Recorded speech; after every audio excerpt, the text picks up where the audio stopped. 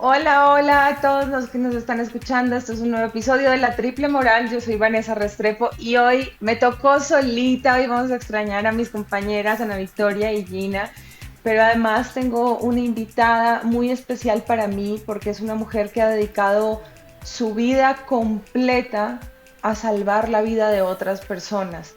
Ella es Verónica Toller, periodista multipremiada por su arduo trabajo, su ardua labor alrededor de la trata de personas, especialmente la trata de niños.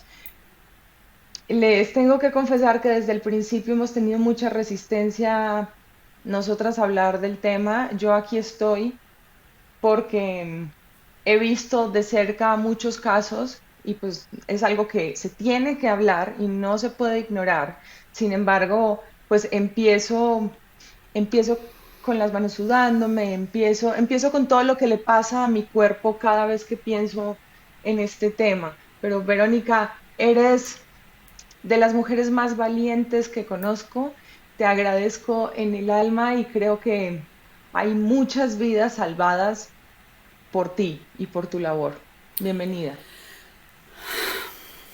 Yo la verdad es que, Vane, te agradezco lo que estás diciendo. Siento que es totalmente inmerecido porque aquí, si alguien hay valiente, mira, primero, de todo corazón, vos sos una valiente. De lo que te conozco, de lo que hemos charlado, de tu historia, realmente sos una mujer guerrera valiente. Pero además, también a lo largo de todo este trayecto que he tenido con el tema de la trata, cada mujer que me he encontrado rescatada de la trata y que muchas de ellas luego se ponen a luchar y pasan a la vereda de enfrente a ser luchadoras contra la trata. Otras no pueden. Otras tienen tanto miedo que inclusive recuerdo en una entrevista que yo quería hacer para CNN, donde la idea era, por supuesto, promover conciencia, hablar de la trata. Esta mujer me hizo ir sola, sin camarógrafo, porque tenía miedo al varón que iba a ir de camarógrafo, sin dar su nombre. Llevó una especie de manta y se cubría la cara y hablaba. Yo siempre dije de ella María, un María, que no es un hombre, María. Me contó toda su historia, la grabé entera y terminé, o sea, yo tenía una cámara de video, pero terminé prácticamente grabando el audio porque su pánico era tal que le impedía, y eso que esta mujer había salido adelante, tenido hijos, pero no podía superar el síndrome del miedo con el que siguió viviendo y el dolor que llevaba dentro. Ella siempre me habla, porque todavía sigo hablando con ella, de su lucha almada, con L, de su lucha almada contra la trata. Eso es valentía. Eso es realmente tener un coraje impresionante para salir adelante. Lo que yo hago es ver y tratar de concientizar y de abrir mentes y de pelearla un poco, pero no, las valientes son otras y vos sos una valiente. Yo lo sé, yo lo sé. Ibero, estás en este momento desde Argentina, yo estoy en Colombia, Gina y Ana están en Los Ángeles, quiero creer porque Ana está de gira y no sabemos realmente dónde está, dónde amanece cada día, pero bueno, son mujeres, me hubiera encantado que pudieras estar con ellas. Sin embargo, abrazo este episodio porque me tocaba a mí, por alguna razón me tocaba a mí enfrentar esto y enfrentar justamente este miedo que le tengo cada vez. Yo estoy escribiendo, como te contaba, sobre una película sobre trata en Colombia y cada vez que me siento frente al teclado, le tengo miedo a ese momento. Le tengo miedo a sentarme frente al teclado porque es revisitar y revisitar y revisitar esas historias de tantas mujeres que han sido víctimas, mujeres y niñas sobre todo, niñas que han sido víctimas de trata, que la trata es, las secuestran para volverlas esclavas sexuales y así con todas sus letras, lo digo porque a veces le ponemos trata y escuchamos esta palabra como algo mucho más suave de lo que realmente es, pero las cosas hay que decirlas como son. A las niñas Esclavitud. esclavitud. Es esclavitud. es esclavitud sexual. Las ponen y las violan sistemáticamente todos los días, pero bueno, ya los números me los darás tú, pero yo quiero empezar, Vero, con un poco de tu historia. ¿Cómo empezaste? ¿Cómo empezaste a tomar este camino y en qué momento decidiste dedicar tu vida completamente a salvar a estas personas? Soy periodista y también soy profesora de letras. Son dos cuestiones que se entrecruzan, Vane, porque si bien lo que yo enseño, digamos, tiene que ver con la comunicación como periodista. ¿Sí? O sea, primero fui profesora antes y luego hice la carrera de periodismo, me recibí de periodista y trabajo en periodismo hace muchos años. Pero resulta que en la universidad, sobre todo en la Universidad Austral de Buenos Aires, que comencé en 2005, después he dado clases, he dado en Uruguay, en Colombia, en México, he dado en clases a gente que vino de Bolivia, de Perú, de Uruguay de nuevo, como te decía, Paraguay. Entonces, ¿qué es lo que tiene que ver eso con lo que me preguntás y con la carrera de periodismo? Es que en cada lugar, te puedo asegurar, los ejemplos que se me ocurren para hablar de argumentación, de debate, de oratoria, para hablar de comunicación efectiva, siempre terminan ligados a la trata y a la dignidad de las personas que están siendo esclavizadas. Tan es así que, por ejemplo, en Uruguay, dando clases en la carrera de comunicación social a chicos y chicas en Montevideo, fue tal el impacto de decirlo una vez, decirlo otra vez, ponerles un tema, por ejemplo, de, bueno, ahora la tesis que me van a presentar es los chicos de la calle y la vulnerabilidad que tienen frente a los tratantes. Suponte, yo metía ese tipo de temas a cada rato. Se terminó creando una ONG. Se llama Hacer Visible lo Invisible. Y son chicas y chicos de 18, 19, 20, 21, 22 años. Terminaron incluso postulándose ante la ONU, consiguieron fondos, dan talleres. Y te voy a decir algo, en Uruguay está legalizada la prostitución.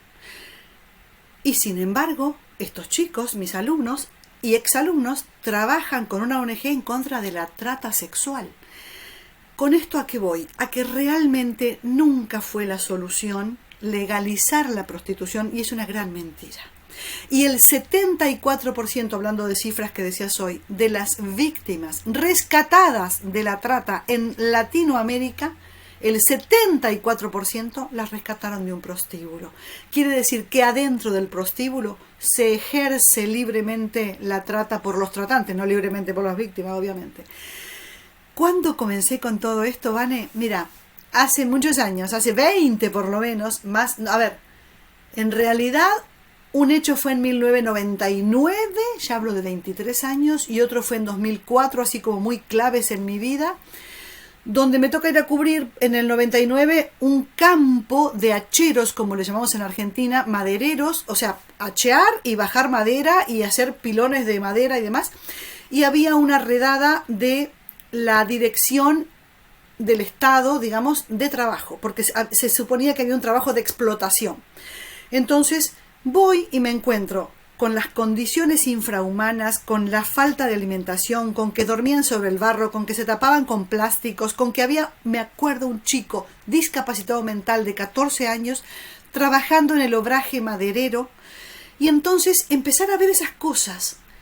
En aquel momento yo no hablaba de trata, hablaba de explotación, y empezar a preguntar y empezar a ver que había niveles en la explotación que rayaban en la esclavitud, que les retenían los documentos, que les decían, ¿no te gusta? Mira, hay una fila tan grande atrás esperando que aceptarás las condiciones que te pongo, porque si no te echo. Y estaban a 3.000 kilómetros de distancia de su hogar, sin un peso en el bolsillo, sin comida, sin transporte, sin nada, su familia esperando para comer un poco de arroz con lo que mandaran.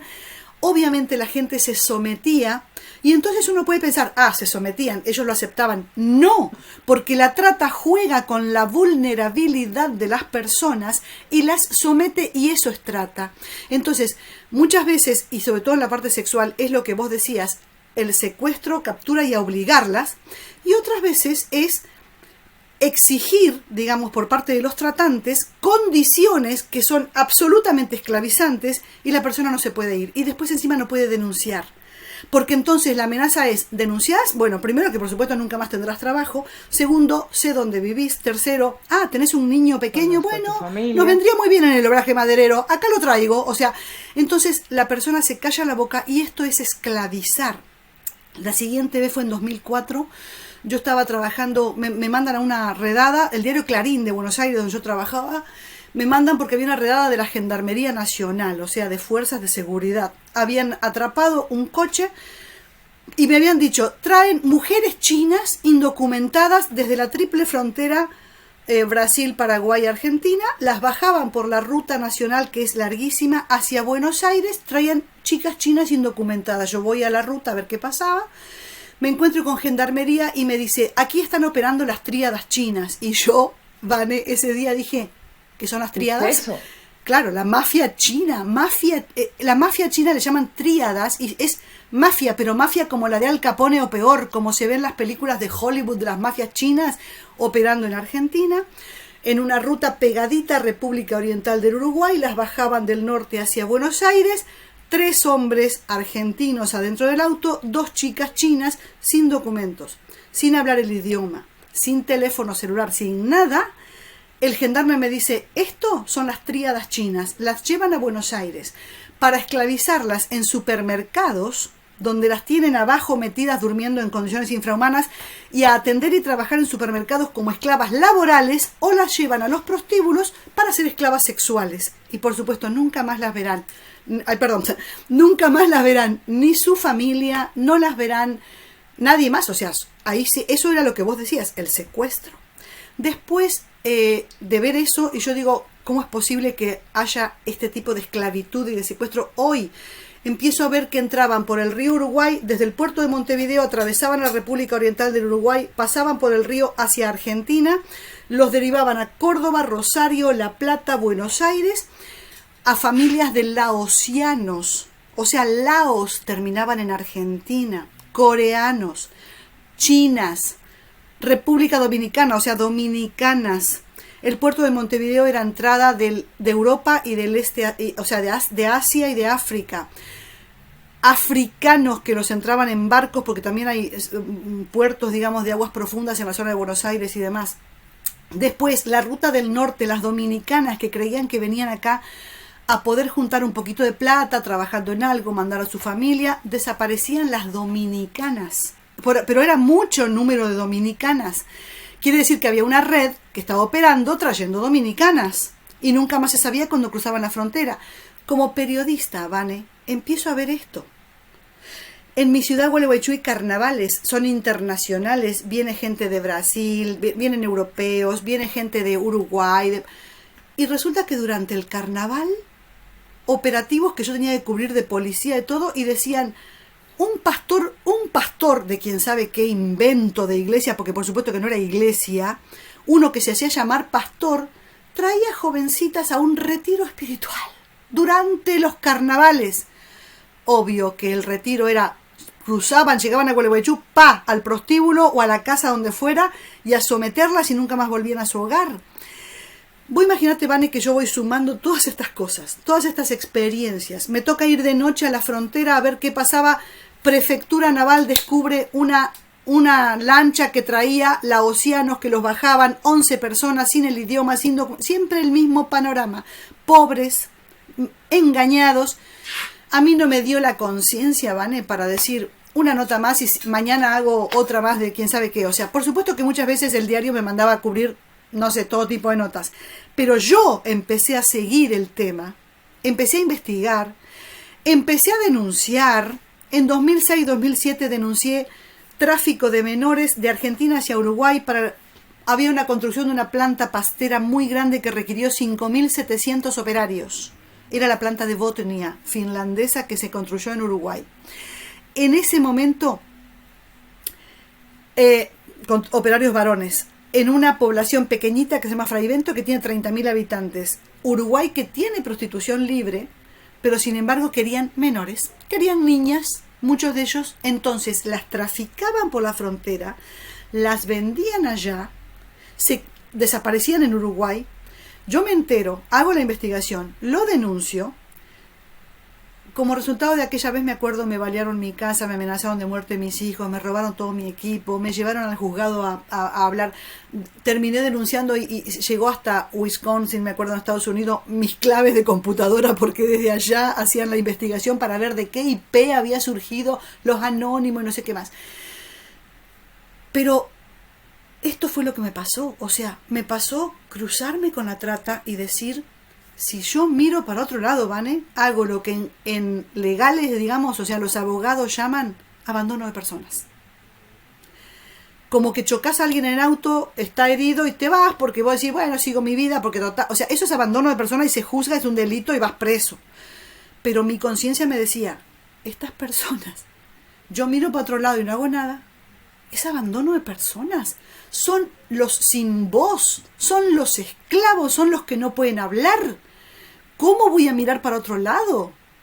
Y ahí terminé y seguí, me especialicé y terminé dando conferencias en congresos y terminé fundando un observatorio de la vulnerabilidad en la Universidad Austral que yo dirijo, que va dirigido a trata y a niñez en la calle. Y terminé en México trabajando ahora con Eduardo Verástegui, con una gira contra la trata de niños para explotación sexual, donde Eduardo me lleva por mi calidad de periodista, digamos, de comunicadora y de experta en trata. Así que mira la vida lo que lleva, y acá estoy y acá seguiré luchando, y ahí estamos yendo a todos los estados, firmando con gobernadores, con fiscales, con todo, medidas contra la trata. Pero dentro de todas nuestras conversaciones previas a este episodio, me hablaste de unos números muy, muy duros y además de todo lo que estaban haciendo actualmente y cómo todos esos datos que no sabemos y que pecamos por ignorantes y que muchas veces estoy segura que todos y todas conocemos a alguien que ha accedido de alguna forma o ha tenido algo que ver con la trata porque es algo mucho más común de lo que creemos. De hecho, me llegaste a Vane, te decir perdí que es, el si audio, no no sé si vos me estás el viendo, negocio más fuerte del mundo, pero que puede llegar creo que a se nos fue la competir señal. en tamaño con el negocio de la droga, del tráfico de droga. No, A ver, ahí te recupero. Sí, ahí te recuperé, perfecto. perfecto. Ahí te recuperé. ¿Me escuchaste? Ahí está, ¿Dónde te bien. quedaste? Que me decías que todas y todos conocemos a alguien y me Retomo la veían los pregunta. números.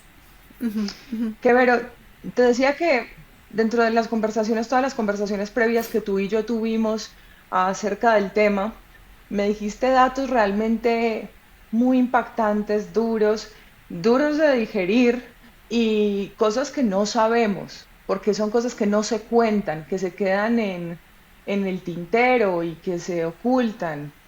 Pero además me contaste de todas las redes que hay de la trata de menores, pero además que es un negocio que puede llegar a ser más grande que el mismo negocio del tráfico de drogas. Es verdad. Mira, hasta 2012, Vane, se hablaba de cuatro en realidad, negocios mafiosos, o sea, clandestinos, los más redituables del planeta. Estamos hablando de narcotráfico, como bien decís, tráfico de armas, o sea, todo lo que significa, imagínate en el mundo el tráfico de armas, tráfico de personas y de animales. Esos son los cuatro. 2012 cambia la ubicación de esto y pasa a ser que el primero sigue siendo el narcotráfico, el segundo traficar personas, vender y tratar, o sea, esclavizar personas, el tercero armas, le gana al tráfico de armas y el cuarto sigue siendo el de animales.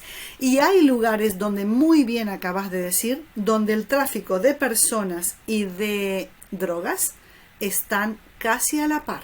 O en algunos le gana el negocio de la trata humana, ¿sí?, al tráfico de drogas. Y estamos hablando de cárteles en distintos países que operan con los dos negocios, operan con el narcotráfico y operan con el tráfico. En Estados Unidos le dicen tráfico de personas, pero en realidad es trata, sino, o sea, esclavitud de personas. Algunos se dedican a las mujeres de 18 en adelante, otros con el tráfico de hombres, porque, mira, la trata tiene muchas modalidades. Sexual, laboral, o sea, en campos. Hay muchos esclavos en plantaciones y en lugares agrícolas. Niños soldado, un niño está para estudiar y para ser feliz, pero hay tanto secuestro que los obligan a estar en las milicias, como engaño, pero de cualquier modo nunca jamás un niño podría ser soldado y están en las milicias clandestinas. Sicariato obligado, les crean deudas, ya sea porque querían pasar la frontera y les dijeron cuesta tanto, y al llegar siempre deben algo, no, porque me debes más por la comida, por la ropa, porque le tuve que pagar a la migra, como le dicen a la policía de migraciones, porque no sé qué, me debes, ¿cuánto? $50,000. ¿Cómo que 50? O sea, no tengo ni uno, o sea, ¿qué? Pero hasta que me lo pagues, eres mío. Entonces, ahí son mulas de transporte de droga, o sea, lo llevan alrededor del cuerpo, lo llevan adentro del cuerpo, eso también es trata. Dentro de la vagina van metidas las cápsulas de droga, comidas, y dentro del estómago tienen que salir antes de las 8 horas porque eso explota y se muere de hiper sobredosis. O sea, he visto también en la frontera que la prefectura captura traficantes, mujeres, mulas que iban muy abrigadas en verano con unos sacos enormes, tenían varias franjas así de droga pegada alrededor del cuerpo. Esos son personas obligadas, eso es trata, es una modalidad de trata. Matrimonio forzado, las niñas vendidas para matrimonio. Mendicidad forzada, que arman las banditas de niños que vemos en todos los semáforos, en todos lados. Hay tantos niños pidiendo y hay alguien atrás que saca el dinero, que de noche los llevan a todos a un galpón, que no pueden volver a su casa, que también son obligados y son bandas de niños, pero no son los niños, son bandas organizadas. La mendicidad forzada es una de las formas. Entonces, todo eso, o sea, hay... tráfico de órganos, ¿sí? Fulanito necesita un riñón. No hay que esperar una larga fila, pero quiere el riñón urgentemente. Salen a las calles salen a las calles, al primer homeless que encuentran, ¡pum!, se saca el riñón y se tira el resto. Se tira la persona. Se tira el resto de la persona. Lo que, en cuanto a los números que hablamos con vos, Vane, y que les voy a comentar, miren, de la trata como esto es mafioso y no hay una estadística, o sea, uno no puede decir en Colombia hay tantos diabéticos, sí, podés porque están en los hospitales, pero no podés decir hay tantas personas esclavas porque esto es mafia. En el mundo pasa lo mismo, hay cálculos. Algunos hablan de 40 millones de personas esclavas, otros hablan de 45, algunos le bajan a 25. Cualquier cifra es descomunal. De eso, 3 de cada 10, y sobre todo en Latinoamérica, y a veces son 5 de cada 10, son niños, niñas y adolescentes. Hablamos de hasta más o menos 14, 15 años para abajo. Y cuando hablamos para abajo, hablamos de hasta bebés que se utilizan para trata sexual, en violaciones o aprovechando el instinto de succión que tiene el bebé. Lo dejo librado a su imaginación para que lo quieren. Y por supuesto que los bebés se rompen en semejante cosa. Entonces se extraen los órganos y se tira el resto. Claro. En muchos lugares se venden, por ejemplo en Colombia se venden de $400 a $2.500 los niños, las víctimas.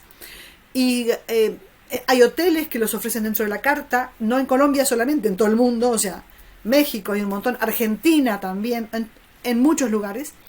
Y suelen venir con la recomendación de, si hay algún problema, no se preocupe que siempre tenemos médicos que pueden solucionarlo. Imagínate cuáles son los problemas, o sea, rompen a la gente, a los niños.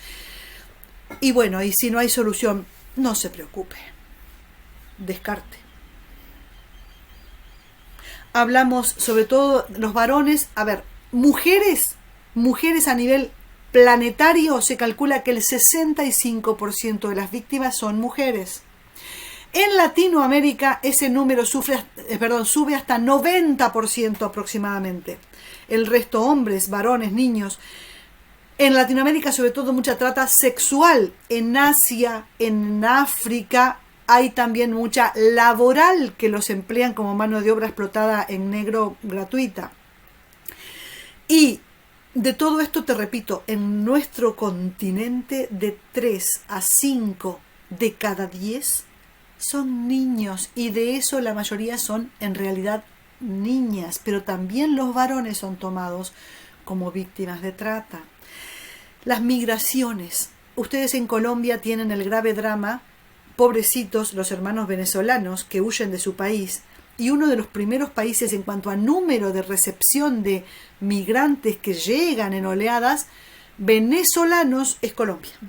Claro, es caldo de cultivo perfecto para los tratantes, por la vulnerabilidad, por la pobreza, por el hacinamiento, porque van en rutas de manera totalmente, desprovistos de toda seguridad, porque las familias se separan. Entonces los tratantes aprovechan, y ahí es donde capturan, donde además juegan con el hambre y con el miedo y con todo lo que abandonaron y con una psicología hecha polvo. Entonces someten, ¿sí? En México, entre 2020 y 2021 aumentó 8 veces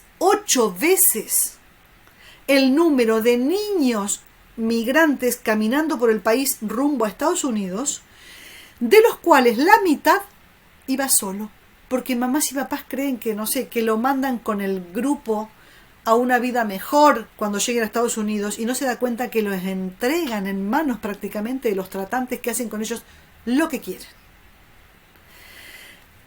Recuerdo un caso en Argentina, en el norte argentino boliviano, donde un gendarme de pronto ve que hay frontera terrestre donde muchos pasan caminando y vuelven, y hay mucho contrabando, etcétera, y que una mamá iba con su bebé y volvía, y bebé y volvía, hasta que el tipo dice, pero tanto, y ese pobre bebé que nunca se mueve, investiga que sí era un bebé, pero eran muchos bebés, que iba siempre, no, pero este que llevaba ella, abierto, lleno de droga, era en realidad la cápsula de la droga. Para que te des una idea. Exportación de caballos, de equinos, de carrera, de primer nivel, pero donde adentro, de vejiga y estómago, va toda la droga, y allá los hacen, porque vale mucho más la droga que llevan que el caballo mismo. ¿Has comido alfajores, Vane? Sí, por supuesto. Ay, no. No, digo, pero me acordé ahora cuando dije lo de los caballos, me acuerdo de uno de los métodos era, por ejemplo, el azuquitar de los alfajores, que era droga, pero bueno, eso es droga, eso no es eso no es trata, eso es narcotráfico. Ahora que tienen los alfajores, ¿qué me comí? No, yo amo los alfajores, y como Argentina como alfajores todo el tiempo. No, pero me acordé con lo de los caballos. Pero a ver, todo esto es una realidad, y no se ve y no se sabe porque es oculta y es ocultada por empresarios, por legisladores que están metidos en la trama, o sea, hay tanto atrás que protege, lo vive denunciando la ONU, lo denuncia Naciones Unidas, lo denuncia Estados Unidos. Tiene un informe anual, Vane, donde todos los países del mundo son clasificados en nivel 1, 2, 3 o sub 3, de acuerdo a cuánta trata tienen y cómo está el tema de la trata y qué hacen. Entonces, o sea, si ponen medidas o no ponen medidas. Ese informe es anual, es país por país, y te dicen qué ha pasado. Ahí denuncian permanentemente, sobre todo en nuestros países de Latinoamérica, la connivencia de las autoridades, y que muchas veces las víctimas van en el auto del municipio porque el intendente protege y pone los autos. Claro, por supuesto. Pero me contabas de los niños. Bueno, quiero resaltar, hace rato me quedé con eso, el trabajo también de Eufrosina Cruz, que es una activista importantísima, miembro de la comunidad indígena en México, que ella tiene un trabajo importantísimo sobre el matrimonio infantil en México, que además es legal, que le entregan niñas, en muchos casos es legal, se le entregan niñas de 9 años a adultos de 40, 45 años en matrimonio legal, avalado y legalizado también por los organismos gubernamentales. Y como eso, también me contabas que niños desde los 5 o 6 años, niños y niñas desde los 5 o 6 años, que pagan hasta $900 por una noche con estos niños, y que son muchas veces violados todos los días, sistemáticamente durante repetidas ocasiones.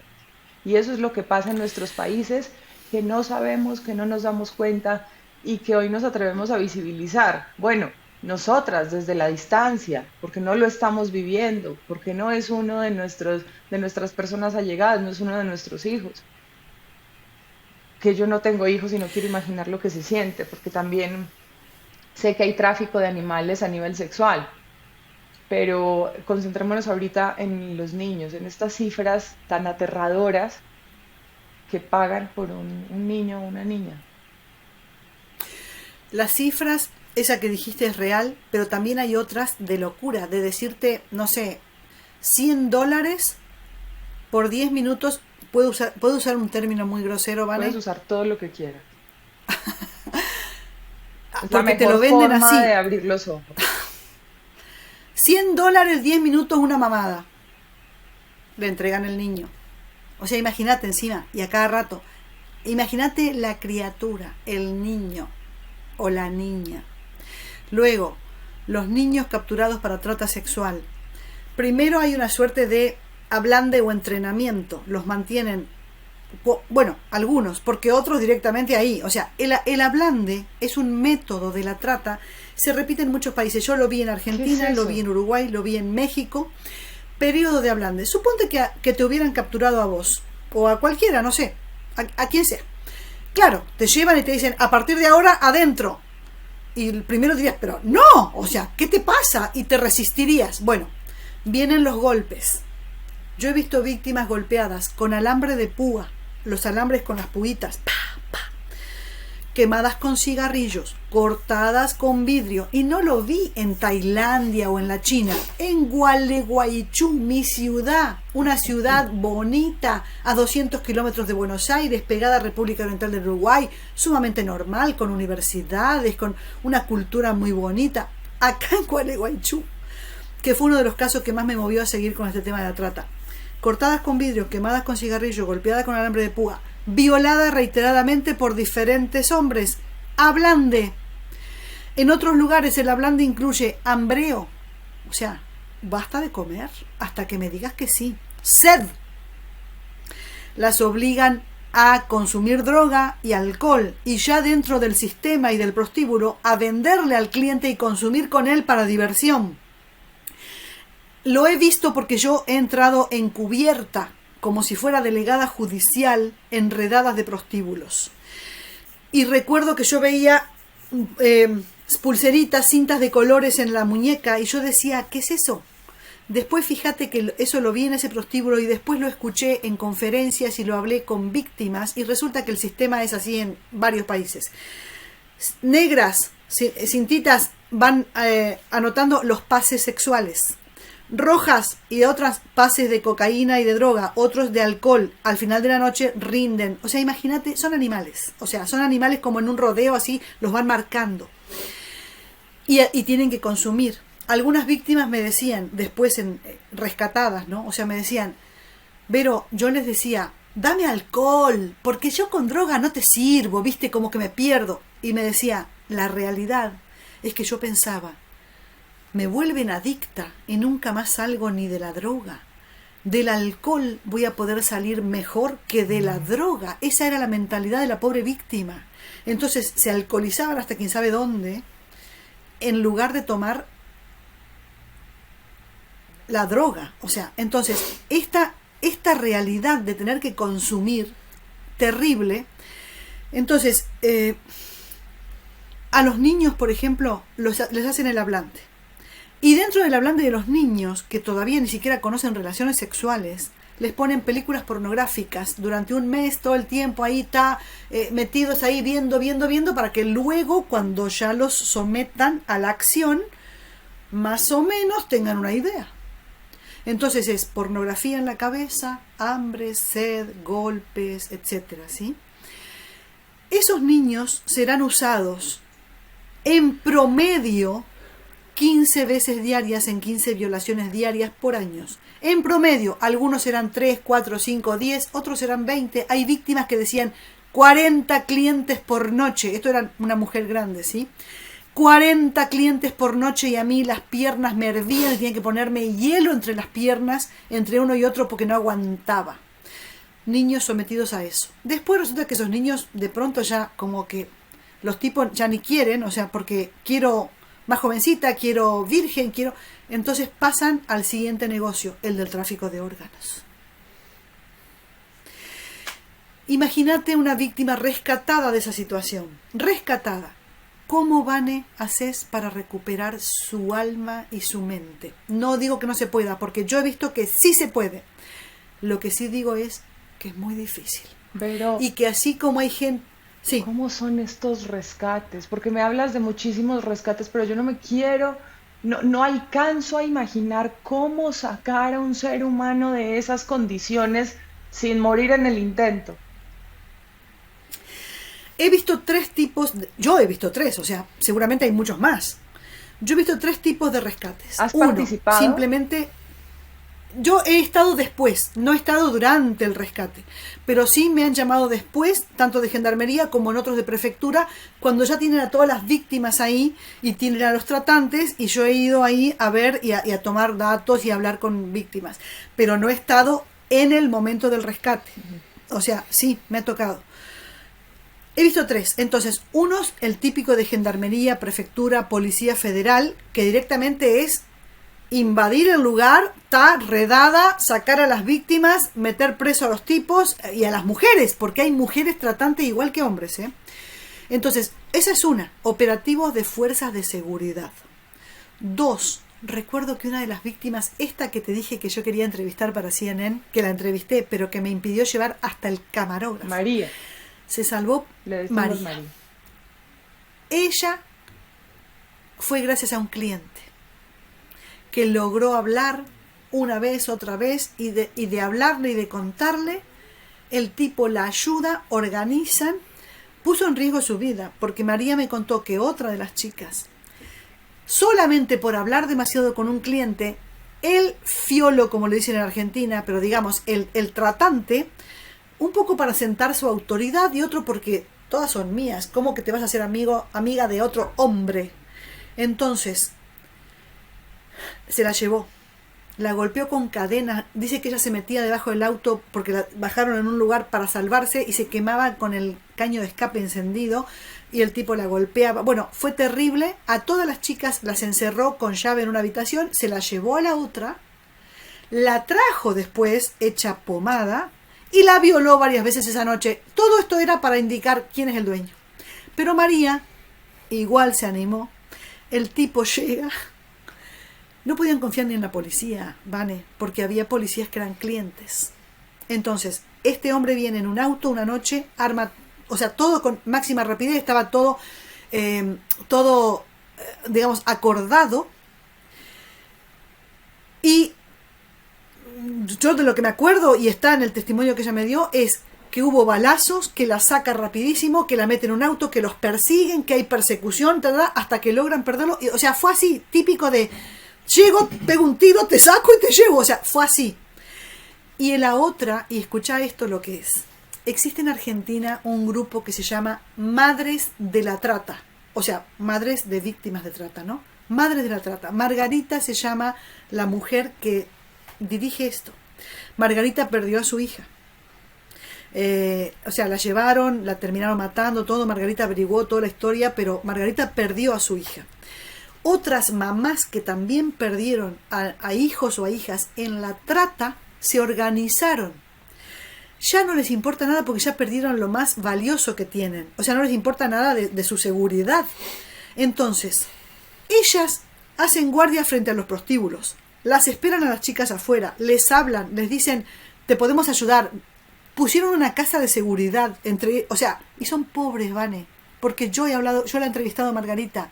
Margarita no tiene un peso en el bolsillo. O sea, es una mujer común, de barrio, han puesto una casa de barrio de seguridad, y ahí se llevan a las chicas cuando logran convencerla, a decirle, venite conmigo, o sea, y se las llevan, porque las chicas no pueden abandonar el lugar. Las que se atreven se las llevan y las esconden ahí y hablan después con la policía. Cuando yo la entrevisté habían logrado rescatar a 8. Pero imagínate, mamás simples, que con todo el valor hablan y dicen, mi hija la perdí, pero a esta la salvo.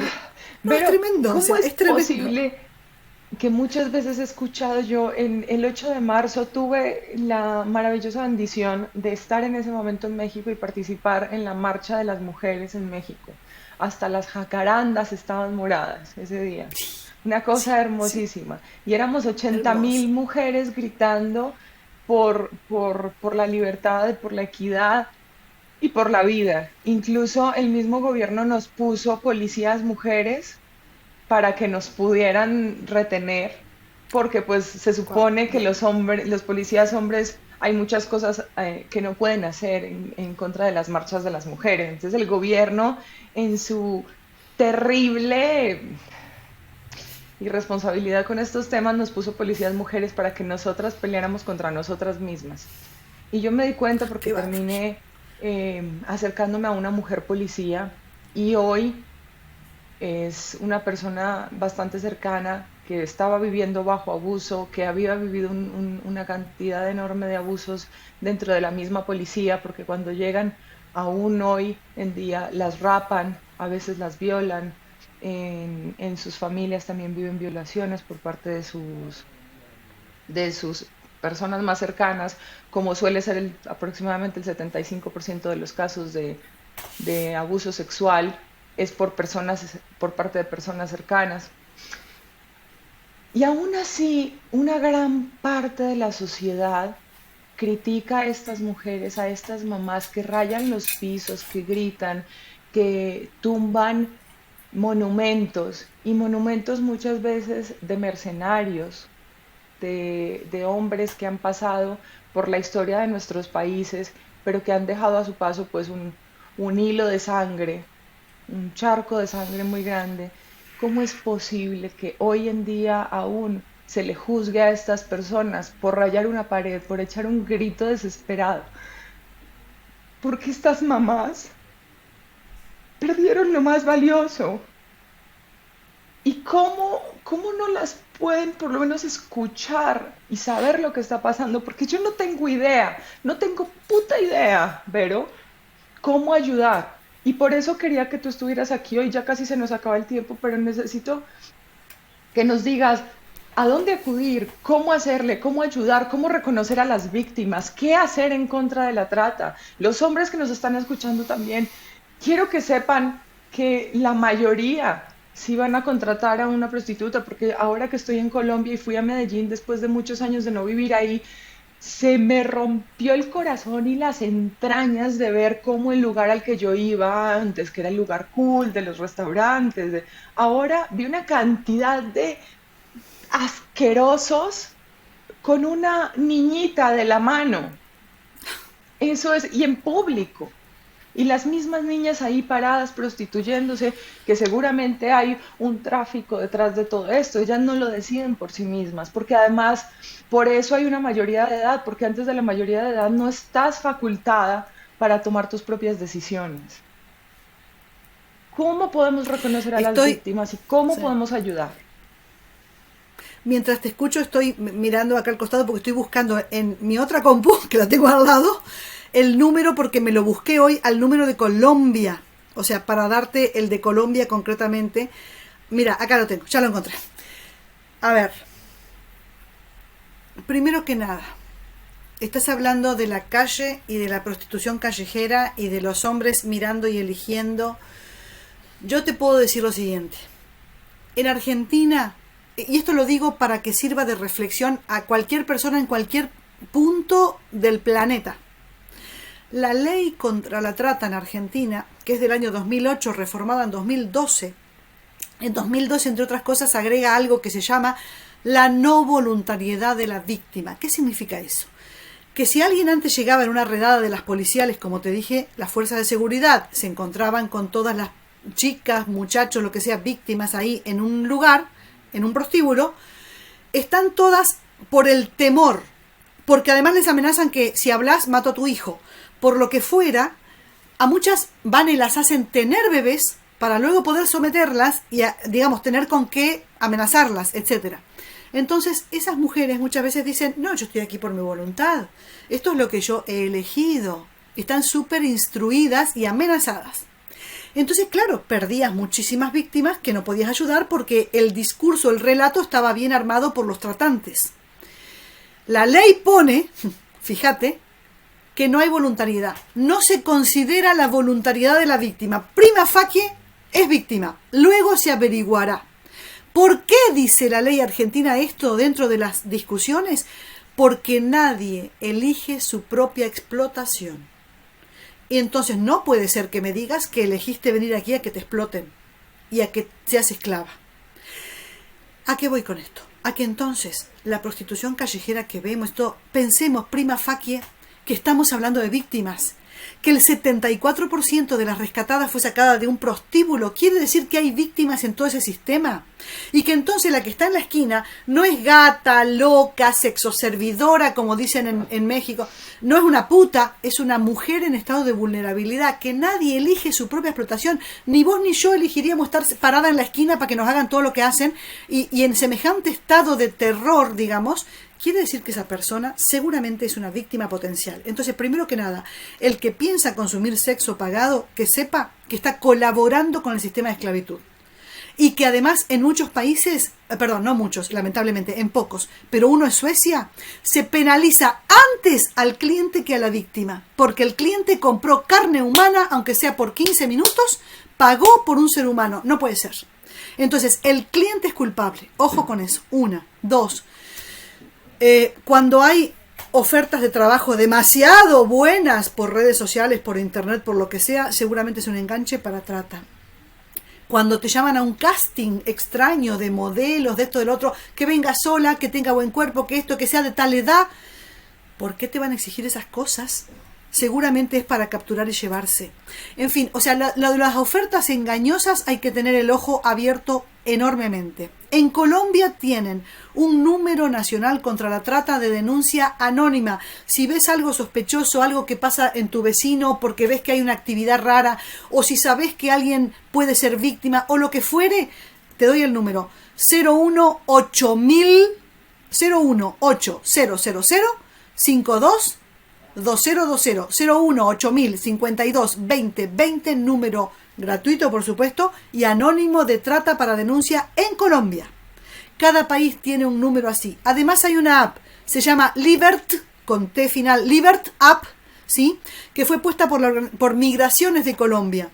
En el celular te podés anotar, ahí hay educación sobre la trata, hay si pensás que podés estar siendo explotado laboralmente y decís, ¿cómo hago? Ahí tenés información y además denuncias, ¿sí?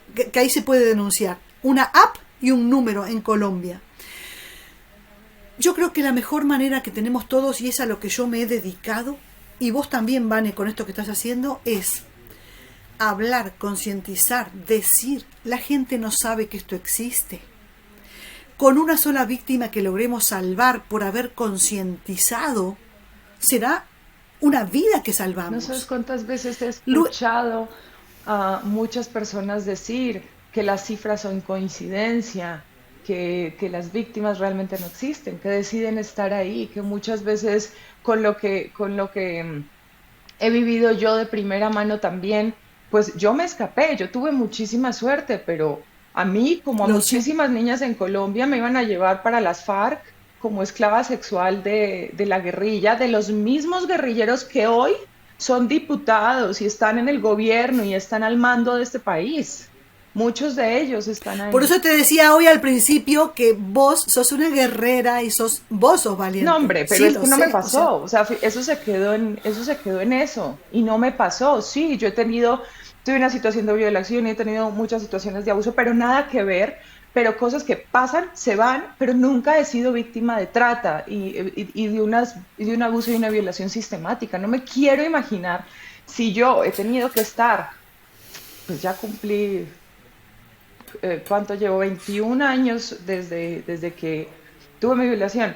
Si yo tuve que trabajar en terapia a partir de los 24 que lo conté y que pude tener acceso a terapia, en un evento, en un solo evento, imagínate sí, personas imagínate. que no tienen otra realidad, porque es que no hay otra realidad. Yo vivía otra realidad, eso fue un suceso dentro de mi Sí. hermosa Ay, realidad.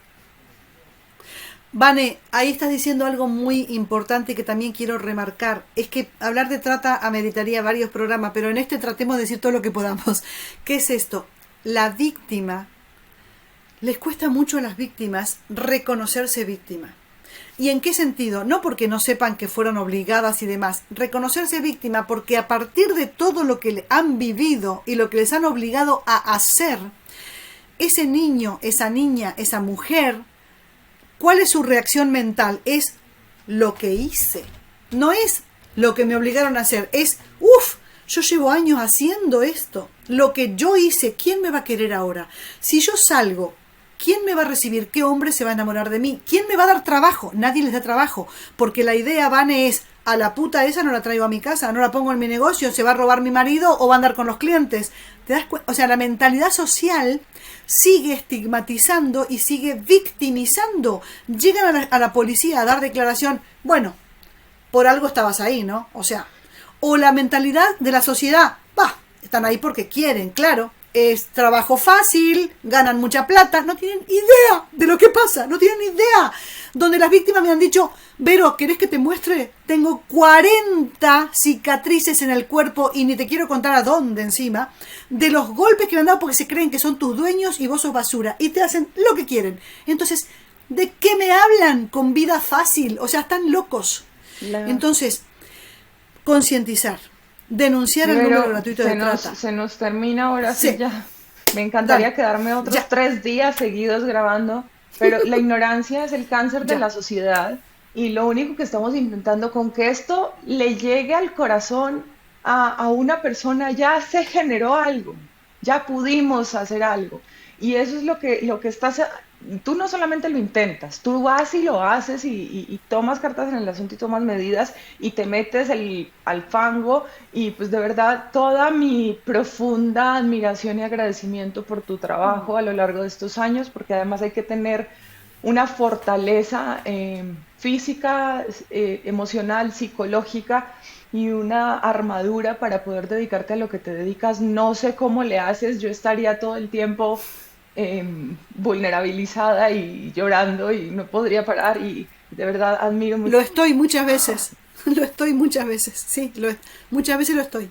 Y muchas veces, Vane, tengo miedo, pero puede más aquello de no puedo mirar para otro lado, no puedo mirar para otro lado. Sí, y no podemos mirar para otro lado, hay que ver de frente y enfrentar todo lo que está pasando dentro de la sociedad porque los seres humanos somos los seres más peligrosos de este planeta, pero los buenos, yo sigo confiando que los buenos y las buenas somos más y y que podemos generar un cambio si nos unimos, pero claro, todo el sistema ha sido muy inteligente a lo largo de los siglos de plantearnos doctrinas de religiones y mil cosas que siempre empiezan trabajando desde la culpa y desde el juicio.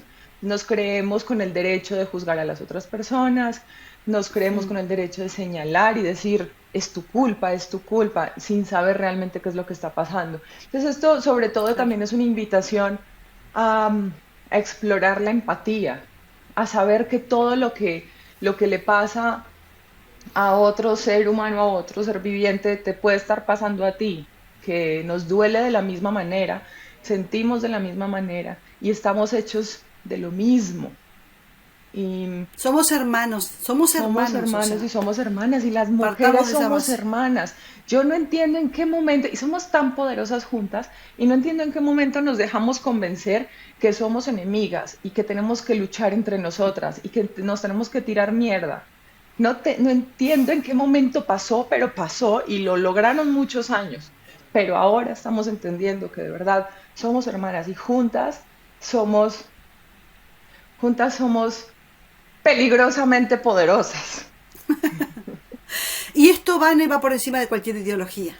O sea, yo creo que, y por eso digo que somos hermanos y somos hermanas, o sea, y no podemos meter acá las ideologías. Acá lo único que podemos pensar es, hay un ser humano igual que yo que está sufriendo y que yo tengo que hacer algo por esa persona.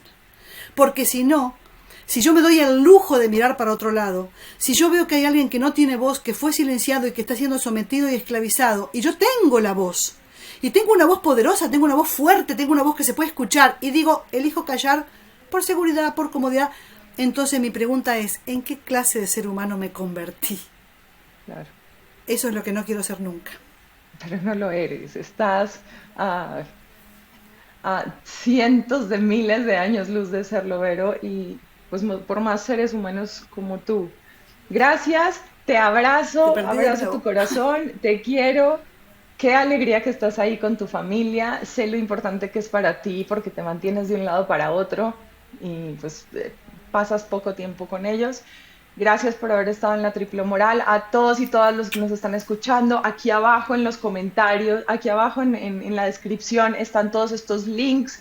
Entren, no le tengan miedo porque cada vez si nos unimos somos mucho más fuertes. Y por favor déjennos sus comentarios, suscríbanse, compártanlo. Les mando un beso enorme. Compartan esta información valiosísima. Vero, gracias. Te quiero mucho, Vane. Gracias a vos y a todo tu equipo maravilloso. Gracias. Esto es La Triple Moral. Nos vemos muy pronto en un próximo episodio. Adiós.